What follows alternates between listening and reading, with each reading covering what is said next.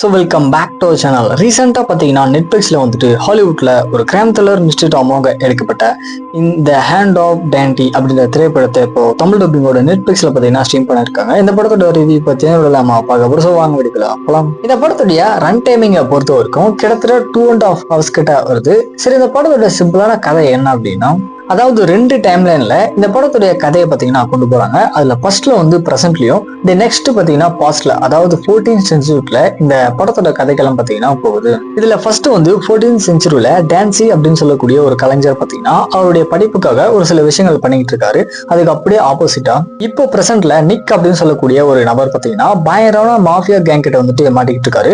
So இதுக்கப்புறம் அந்த 2 கதைக்களத்தையும் எப்படி வந்துட்டு இவங்க ஒன்னா கொண்டு போறாங்க அப்படின்றது அந்த படத்தோட ஸ்டோரியா இருக்கு.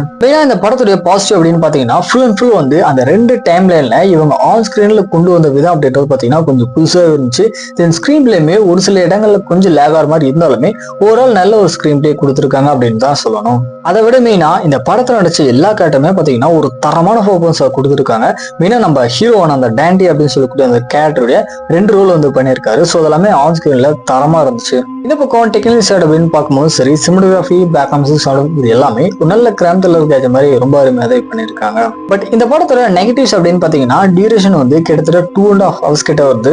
அது இன்னுமே கொஞ்சம் கட் ஷார்ட் பண்ணியிருந்தா இந்த படம் இன்னும் கொஞ்சம் பெட்டரா இருந்திருக்க வாய்ப்பு இருக்கும். தென் இவங்க படத்துல சொல்ல வர அந்த ஸ்டோரியை பொறுத்த வரைக்கும் எல்லா ஆடியன்ஸுக்குமே புரியுமா அப்படின்றது ஒரு கேள்விக்குறியா தான் இருக்கு. ஓவரால் இந்த படத்தை பாத்தீங்கன்னா ஒன் டைம் ட்ரை பண்ணி பார்க்கலாம். இப்போ நெட்ஃபிளிக்ஸ்ல தமிழ் டப்பிங்கோட ஸ்ட்ரீம் பண்ணியிருக்காங்க. செக் பண்ணி பார்த்துக்கோங்க.